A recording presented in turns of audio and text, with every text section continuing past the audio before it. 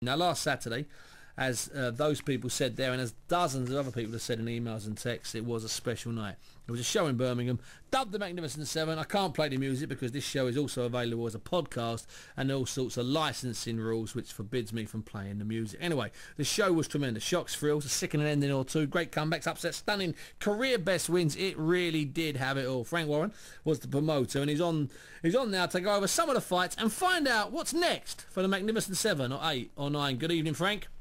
Good evening, Steve. That was special last week. I mean, I know everyone said it. I know your head's probably sweating a little bit, and it really was a special night, wasn't it? I think it was, and it was an exhausting night. Yeah. I mean, it's exhausting for the fighters, but it's certainly exhausting to watch it all. And I thought that, it was what it was all about. You know, young fighters, well-matched fights, and I think that came through on the night. You know, so we tried something different, and it seemed to have worked. Was it? How was it in the pocket, Frank? Or is that too personal a question? No, it's not at all. We haven't got the final numbers in yet, but I've probably done money on it. But it was all about, at the end of the day, jump-starting some of these younger fighters and not so well-known fighters, and pushing their careers and bringing them to the attention of the public. And I think we managed to do that. I thought Nathan cleverly came through it was a great performance. Staggering. Excellent fight to watch for the fans. I mean, he did it his way rather than the way the way you'd like to see him do it. But. Yeah, but he done it, and as he said, he went out and took the fight away from the guy and won every round. And I thought, he beat an undefeated fighter and done it in style. I want to stick with Nathan, Frank. What I want to try and do is just sort of go through as many of them as we can in the next 5 or 6 minutes. Nathan, now that was sort of a WBO sort of final eliminator, but potentially a WBO title fight because Jürgen Bremer, the champion, is awaiting an appeal, was on a 16-month sentence for assault. Have you got any indication about what might be next for Nathan? Any update on Bremer's situation, Frank? WBA have given his promoters, which is his representatives, which is Universal, which is a German company, given us and myself 10 days to agree terms. Otherwise, it go out to purse bids. Okay. And I want to stage the fight on December 11th for my big show in London. Now, this big one. This would be sort of Magnificent 7-2. One or two people are asking, will it be a show like Magnificent 7, or will it be just a big show with a definite top of the bill? What have you got any indications yet? There'll be multi-title fights on there. We're trying to keep it as similar as possible. Cool. Working on that now, so I would think within the next 10 days we'll have it one way or another sorted out. Oh, that's not bad. Let's talk about Derek Chisora, Frank, against Sexton. I thought that was an absolute fantastic fight. You stick that in a small hall. We've got a small hall fight here. I thought it was quality. 2 kids. We've got 13 or 14 fights. What might happen there? A rematch, a third fight, or something else for Derek? Well, big things have happened for Derek since the fight. But first of all, it was a cracking fight, but Derek, going into that fight, had terrible flu, and it was touch and go where he was going to pull out. Yeah, so I know that's true. Tremendously well. Yeah.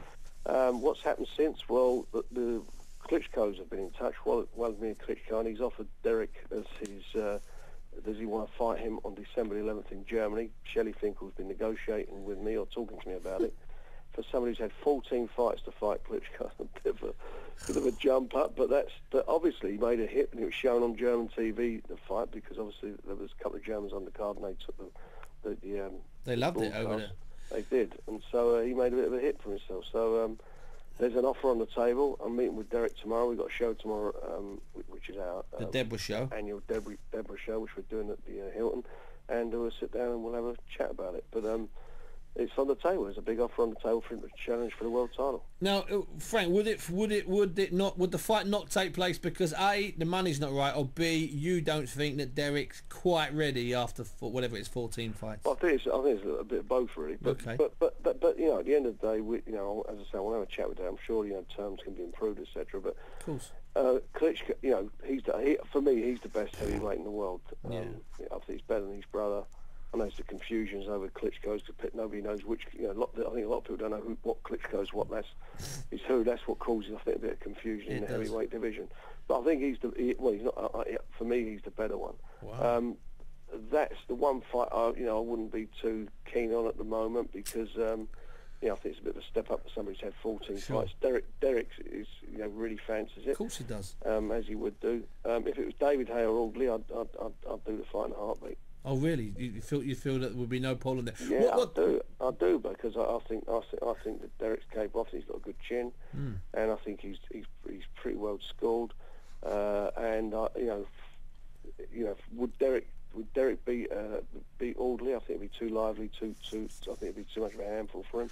And I think David Hay, David Hay would be a big favourite starting, but I think he's got the power to knock David Hay out. He's certainly got the heart and the guts to do it, and he showed plenty of that the other night. Frank, what date might that be in December? Have they just said December, or have they got December? Same date as ours. So December 11 as well? Yeah.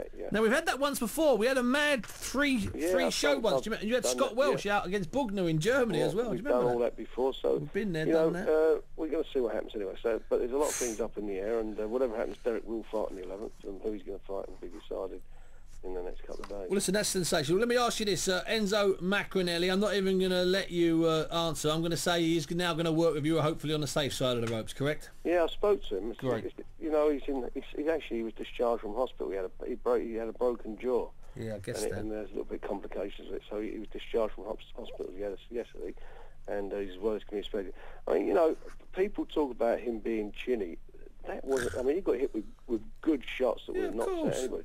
And up until then, I thought he was just nicking the fight. I thought as well. Nicking it. I thought it was his easiest big fight. I thought he was romping it. Well, you're probably right. I mean, I was trying to be a bit kind, but I think that he was okay. It's just that momentary lapse of concentration and letting his heart roll his head, and he got clipped. And as we all know, the referee made a bit of a mess of it after that. Yeah, he did indeed, and that's to let the referees work that out, because Erkie's not a bad referee. He's just had a dreadful night. Let me ask you about Macklin and Brook, two guys that are I'd say are ready, certainly for some of the champions that are out there. Do you think either of those or both of those could be part of that December the 11 bill? Yeah, they both will. And what's happened though is that the EBU, I think, called now for purse bids yet again for Darren Barker. So we'll see what happens with that. That's what I'm hearing. So that's purse bids again. And having said that, whether Darren Barker actually fights, I'm hearing he's got real problems with his hip. Yeah, he certainly needs more than just 2 or 3 weeks. So I doubt if he'll be ready to fight in December. And really, it's a bit of a risk to keep bidding for a fight that seems to fall through on a regular basis. That's a very good point. And Kell Brook, I mean, I would say that I'd let him in going with any of the sort of champions that are floating around out there, in my opinion. Yeah, I mean, he's had a few problems with outside the ring, and he's managed to get that behind him. And I think that fight was a bit of a slow burner. It just sort of started to look good. And I think he was sort of coming into his own when, unfortunately, Michael James got cut. And it was, for Kell, I'd like to see him get some rounds under his belt. But you're right what you say. I mean, I think he's a good fighter, and I think he's really on the cusp of actually winning a world title. We're talking at the moment to Mike Jones, who's the guy behind him in the WBO, and if Pacquiao vacates, then we'll be looking to try and make that fight for the vacant title. Again, possibly on December 11. Yeah, but what will have to happen is that Pacquiao will have to vacate. So that's not until November. Bob Arum, who looks after him, said that we're talking about that as well. So yeah, it's he did well. It's unfortunate as well. I mean, after Nathan's fight, Nathan had the whole place, jumping, and not wrong. It was like a bit of when you got these title fights on, it's sort of like it was hard keeping that bit of momentum going with the crowd. Yeah. So I think you do, when you get really into a fight, it is exhausting. You do get exhausted and carried away, and it was, it was a heavy, a heavy night as far as emotions and was it ever? And action, wasn't it? I mean, Frankie Gavin's fight didn't get on the box. I mean, that was a cracking fight. Yeah. It's the best I've seen him fight. He looks. He's tremendous. Sitting down. He's loving it now, isn't he? Yeah, he was tremendous. Yeah. Frankie will be on December the 11th, maybe in something a little bit more, nothing against you, maybe something a bit more meaningful. Remember, so that was his still 8th baby, fight, so he's gone into a 12-round fight in his 8th fight, which is a bit of a step up. Now, final question before I let you go, Frank, and thanks for your time. I know it's on the eve of a fight. James DeGale, I thought it was a sensational. I even had Robert Smith on earlier on talking about the fellow in Manchester, and Robert Smith was on the line, and even he said he was amazed at how good it was. I wasn't amazed at the outcome. I was amazed by the way he beat Carl Dilts and the speed he beats Carl Dilts. But let's fly forward from that. You made some kind of cash offer to Adam Booth. I've tried to get on Adam Booth tonight. He couldn't come on the show. He's overseeing a sparring session. He probably couldn't come on the show because he probably has to, say how it is rather than keep conducting the stuff for the press. But let's tell you exactly what happened. Good. I've never up until James, which was a fantastic performance. Well, it was, it was the way he did it against. It was, yeah, nature did. I mean, he'd done an absolute job. And Dilt's trained very hard for that fight, and was up for it. But James done a phenomenal job. What happened up until then? They keep the Groves people, and I mean, you're a journalist as well as a broadcaster. They've constantly been on about they want to fight James, and it's been well documented. Yeah, good. After the fight, I said, right, we'll go for it now. Let's go for it. I made him an offer from £50,000. Okay. To fight him. He's never had. George Groves has never earned that money ever earned that money, and they came back and made a counter offer, which was far less than James has been getting. Okay. That's where we are with that. And basically, it got to a stage. We got to a stage where I got an email from Adam Booth yesterday with him saying that they never ever called out James. Oh, they've never done it. Never called him out. Well, that's that. I mean, I've got it in writing. I was, it's been we dug all the clippings out and sent it. I said to him, "Well, we're in the Klitschko business now." I sent him one back saying, "Sounds like Klitschko." Like you called Klitschko's out, and when they came to the table, you went in a different direction. And that's where they are. I mean, I fancy James in that fight. George Groves. I think George Groves is a good fighter. Don't get me wrong. I'm not for one minute. Be a great fight. I think it's a good fight. It's a great fight. But I actually think that James. What I've said from day one. I think James DeGale is a real quality fighter, and I think he's going to do something that no Olympic gold medalist has done, and that's to win a world title. I tell you what, he converted some other people the other night. If there was any people, he did. He did, and he's doing it. And he's just. If he was an American fighter, can you imagine they'll be knocking the.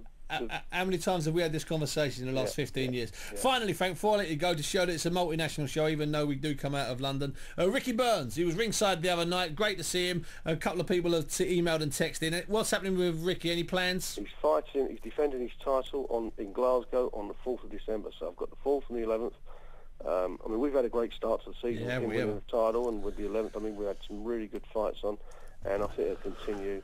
And certainly, as I say, he'll defend his title on the 4th up in Glasgow, and on the 11th we'll have a barnstormer, which will be my 30th anniversary show in London. December 11th, can't wait. Frank Warren, thanks very much for your time this evening. Good luck with your Deborah show tomorrow. Frank, thanks very much indeed.